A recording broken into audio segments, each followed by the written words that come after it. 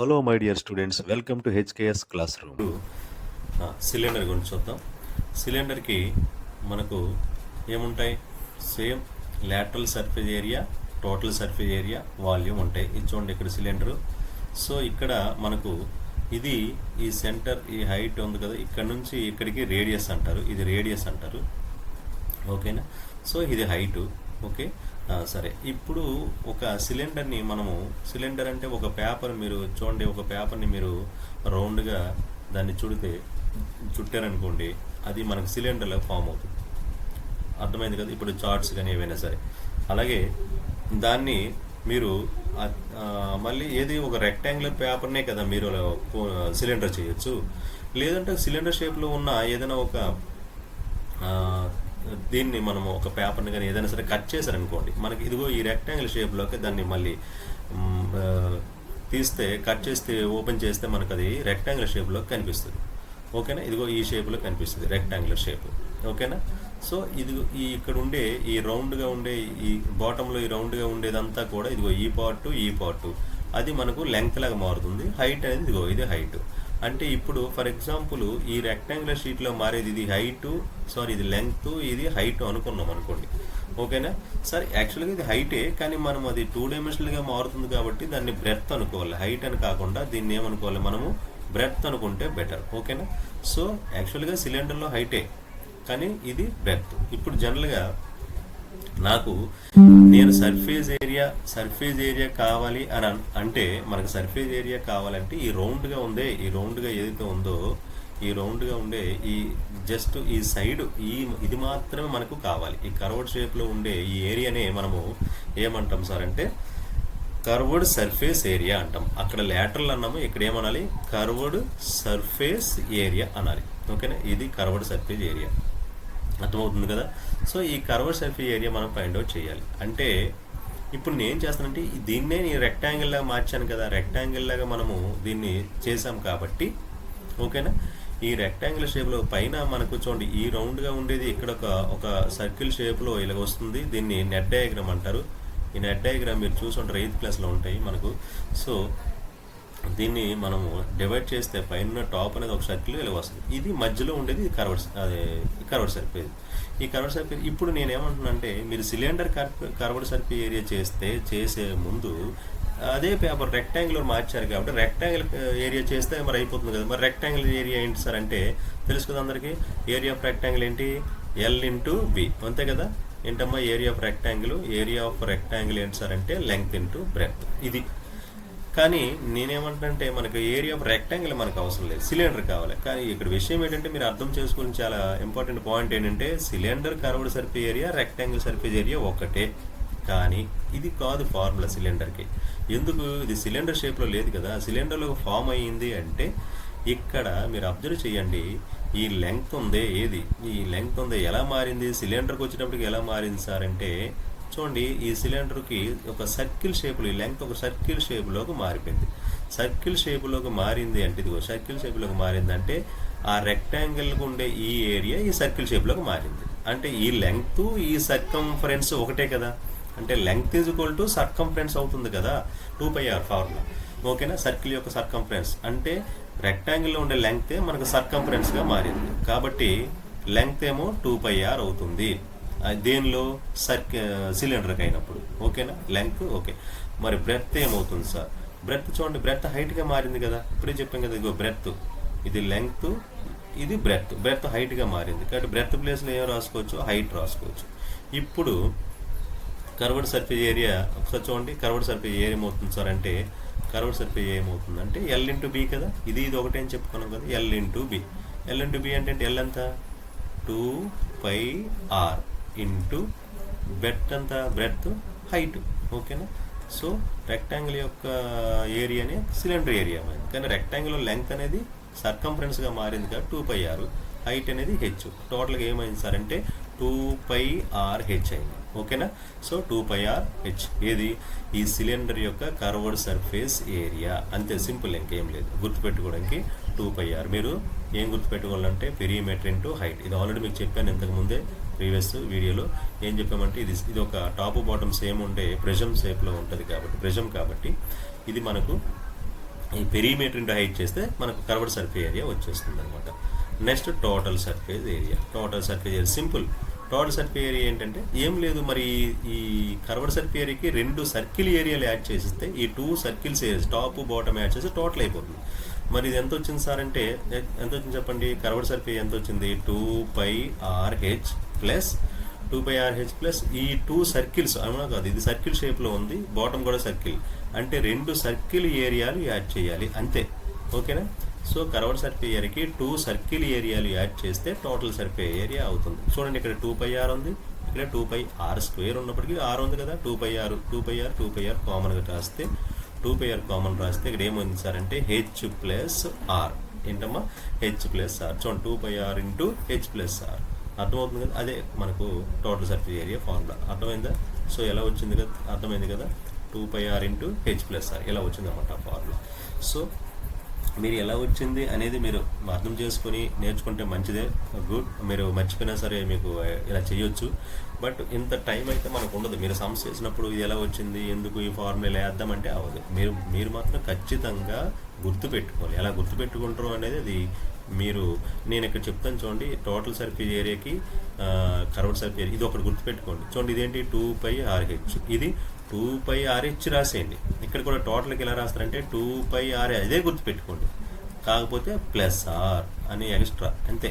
2πRh ఇది కూడా 2πRh plus are, ఈ ప్లస్ h ప్లస్ ఆర్ బ్రాకెట్లో పెట్టిస్తే టోటల్ అయిపోతుంది అనమాట. మీరు అదే సేమ్ ఫార్ములా ఇక్కడ వస్తుంది. Next volume.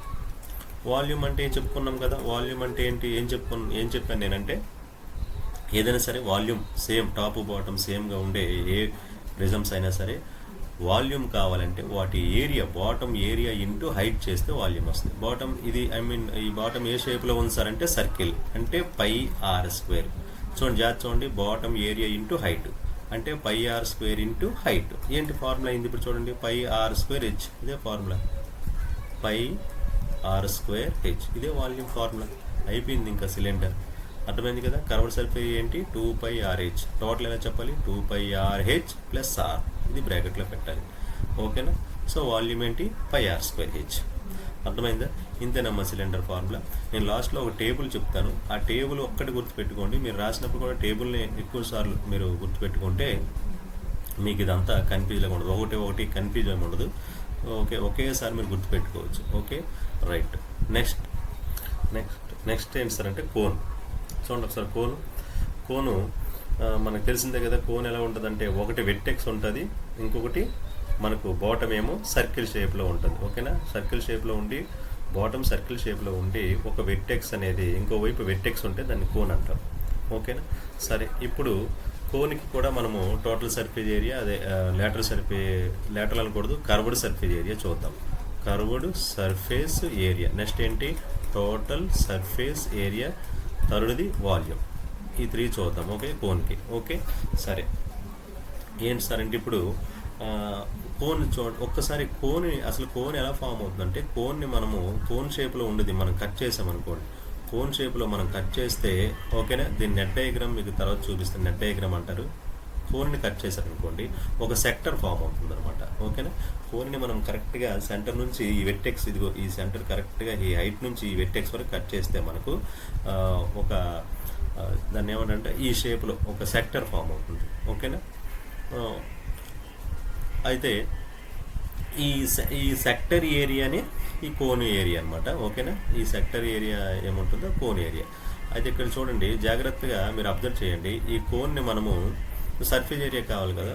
So surface area కావాలంటే ఇక్కడ అబ్జర్వ్ చేస్తే ఇదిగో ఇది హైట్ అంటారు, ఇది కోన్కి హైట్. ఇది ఏంటి సార్ అంటే ఇది రేడియస్, ఇది ఏంటిది హైట్, ఇది హైట్.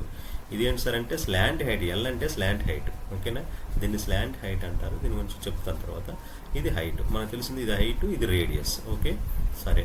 ఇప్పుడు దీన్ని మీకు నేను ఈ ఏరియా కావాలంటే కర్వ్డ్ సర్ఫేస్ ఏరియా కావాలంటే దీన్ని ఇలా చిన్న పీసెస్గా చేసామనుకోండి. ఓకేనా.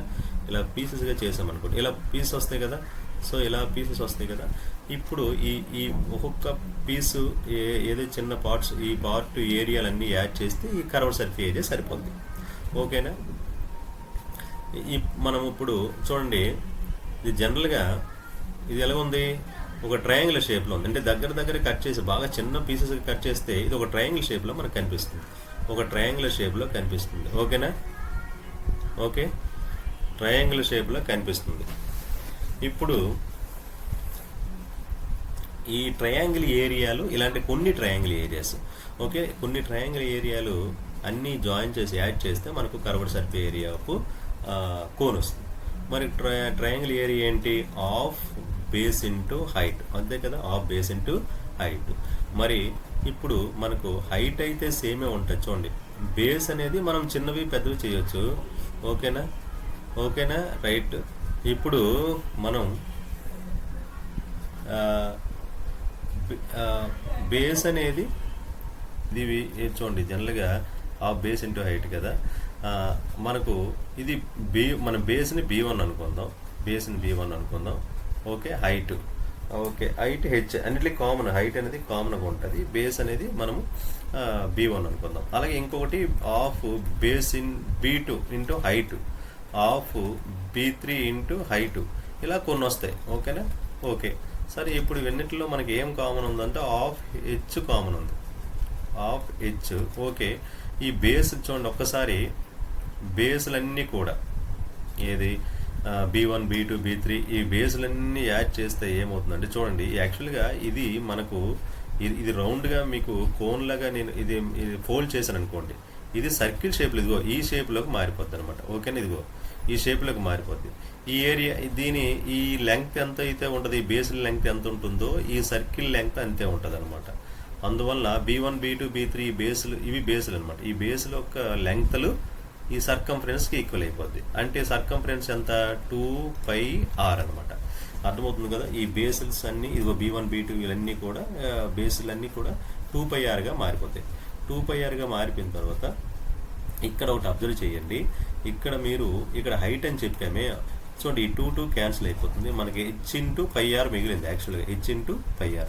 కానీ నేనేమంటున్నానంటే ఈ హైట్ అనేది ఉందే, ఈ హైటు ఇది చూడండి, హైట్ అనేది ఇదిగో ఈ మీరు ఫోల్డ్ చేసినప్పుడు ఇది స్లాంట్ హైట్ అవుతుంది, అంతే కదా. ఇది మనం దీన్ని కోన్లాగా మార్చినప్పుడు స్లాంట్ హైట్ అయిపోతుంది అనమాట. స్లాంట్ హైట్ అంటే పక్క ఇదిగో ఈ సైడ్కి హైట్ అవుతుంది. ఇదిగో అర్థమవుతుంది కదా. ఈ సెక్టర్ అనేది ఈ హైట్ అనేది స్లాంట్ హైట్ అయిపోతుంది. అంటే ఇక్కడ హెచ్ ప్లేస్లో మనం ఏం రాయాలి సార్ అంటే నెక్స్ట్ స్టెప్లో హెచ్ ప్లేస్లో ఎల్ రాయాలి. ఓకేనా? L into pi into r. దీన్ని ఫస్ట్ మనం ఇప్పుడు కూడా ఇర్రేషనల్ నెంబర్ రాస్తాము. పై తర్వాత ఆరు తర్వాత ఎల్, ఇది ఆర్డర్. పై ఆర్ ఎల్ అనమాట. దీని కర్వ్డ్ సర్ఫేస్ ఫార్మ్ ఏంటి? పై ఆర్ ఎల్, ఇది గుర్తుపెట్టుకోండి. Okay, so pi r l అనేది దీని కర్వ్డ్ సర్ఫేస్ ఏరియా. ఇది మనకు ఈ ట్రయాంగిల్స్ నుంచి ఫామ్ అయింది. ఇప్పుడు టోటల్ సర్ఫేస్ ఏరియా అంటే ఈ పై ఆర్ ఎల్ ఏదైతే ఉందో అంతే కదా. మరి లాటరల్ సర్ఫేస్ ఈ సర్ఫేస్ ఏరియా యాడ్ చేయాలి. ఇదిగో ఈ బాటంలో ఉండే ఈ సర్ఫేస్ ఏరియా యాడ్ చేయాలి. ఈ సర్ఫేస్ ఏరియా ఏమవుతుంది సార్ అంటే ఏ షేప్లో ఉంది? సర్కిల్ షేప్లో ఉంది. సో సర్కిల్ షేప్లో ఉంది కాబట్టి మనం ఆ సర్కిల్ ఏరియాని మనము సింప్లిఫై, అదే సర్కిల్ ఏరియాని మనం దీనికి యాడ్ చేసి సరిపోతుంది. అంటే ఏది? ఈ లాటరల్ సర్ఫేస్ ఏరియా ఏదైతే ఉందో లాటరల్ సర్ఫేస్ ఏరియాకి లాటరల్ సర్ఫేస్ 2πrl ఉంది కదా. ఈ πrlకి πrl, ఓకే, ఒక్క నిమిషం, πrlకి మనం ఏం యాడ్ చేస్తే సరిపోతుంది సార్ అంటే ఇదిగో బాటమ్ ఏరియా πr² యాడ్ చేస్తే సరిపోతుంది. ఓకే, రెంట్లో ఏముంది? πr కామన్ ఉంది. చూడండి, πr కామన్ ఉంది. πr కామన్ రాస్తే ఇక్కడ ఎల్ మిగిలింది, ఇక్కడ ఒక ఆర్ మిగిలింది. అవును, r² ఆర్ మిగిలింది.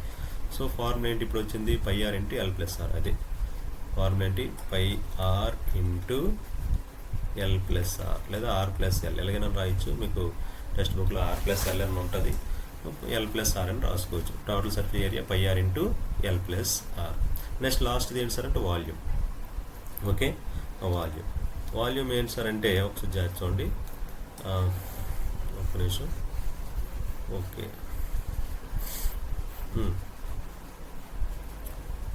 వాల్యూమ్ ఒకసారి చూడండి. ఇక్కడ వాల్యూమ్ ఎలా చేస్తామంటే ఇప్పుడు ఇదే కోను మనకు అంటే మీకు జనరల్గా వాల్యూమ్ను మనం వేరేలా కూడా చేయొచ్చు. బట్ నేను ఒక మెథడ్ చెప్తాను. ఇంకా వేరే మెథడ్స్ ఉన్నాయి దీన్ని ఫైండ్ అవుట్ చేయడానికి. ఇప్పుడు జనరల్గా మనకు ఇప్పుడు ఇలాంటిదే ఇప్పుడు సేమ్ ఉండే ఇంత హైట్ ఉండే మనము సిలిండర్ తీసుకున్నాం అనుకోండి. ఒక సిలిండర్ హైట్ ఒక సిలిండర్ తీసుకున్నాం అనుకోండి. ఒక ఒక సిలిండర్. ఓకే, ఒక సిలిండర్ తీసుకున్నాం అనుకో. ఓకే, ఇలాగ సేమ్ హైట్ ఉండే ఒక సిలిండర్ తీసుకున్నాం. ఈ సిలిండరు వాల్యూమ్ ఎంతైతే ఉంటుందో ఈ హైటు ఈ రేడియస్ ఉండే ఈ కోన్ వాల్యూమ్ దాంట్లో 1/3 ఉంటుంది. అంటే సిలిండర్ వాల్యూమ్ ఎంత చెప్పుకున్నాం మనము, πr²h అని చెప్పుకున్నాం కదా. ఆ πr²hలో ఇది ఎంత ఉంటుంది సార్ అంటే సేమ్ హైటు సేమ్ రేడియస్ ఉండే ఈ కోన్ వాల్యూమ్ ఎంత ఉంటుంది సార్ అంటే 1/3 ఉంటుంది. ఓకేనా, 1/3. ఓకే, అంటే ఇప్పుడు మనం వాల్యూమ్ ఆఫ్ కోన్ ఎలా చెప్పొచ్చు అంటే 1/3 πr²h. అంటే ఈ సిలిండర్ది మీరు గుర్తుపెట్టుకోండి, ఇది సిలిండర్ వాల్యూమ్ అనమాట. సిలిండర్ వాల్యూమ్కి 1/3 ఇది కోన్ వాల్యూమ్ అనమాట. ఓకేనా, సో కోన్ వాల్యూమ్ అనేది ఎంత ఉంటుందంటే 1/3. అర్థమైంది కదా. Curved surface area πrl, total πr × l+r, volume 1/3 πr²h.